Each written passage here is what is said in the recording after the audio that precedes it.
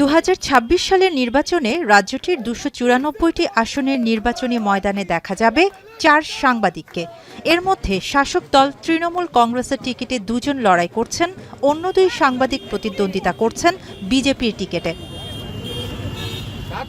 রাজ্যটির বেলেঘাটা কেন্দ্র থেকে তৃণমূলের হয়ে লড়ছেন বিশিষ্ট সাংবাদিক কুণাল ঘোষ এবং খড়দহ কেন্দ্র থেকে লড়ছেন দেবদীপ পুরোহিত।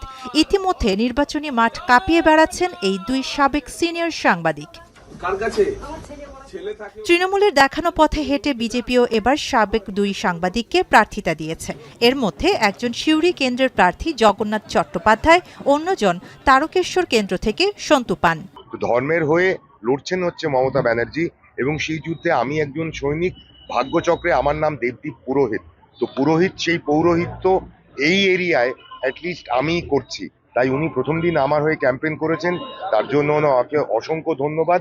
নির্বাচনে এই 4 সাবেক সাংবাদিক প্রার্থী নিজেদের জয়ের ব্যাপারে আত্মবিশ্বাসী, কিন্তু সাংবাদিকরা কেন তাদের নিজেদের পেশা ছেড়ে দিয়ে রাজনৈতিক প্রার্থী হচ্ছেন? তবে কি ক্ষমতার লোভ?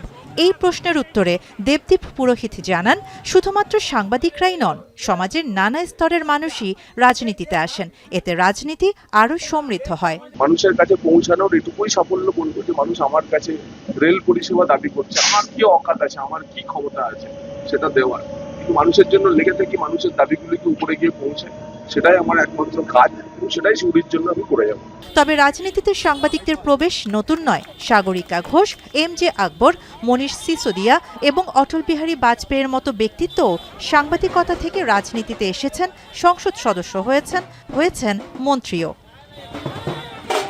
এখন কলকাতা।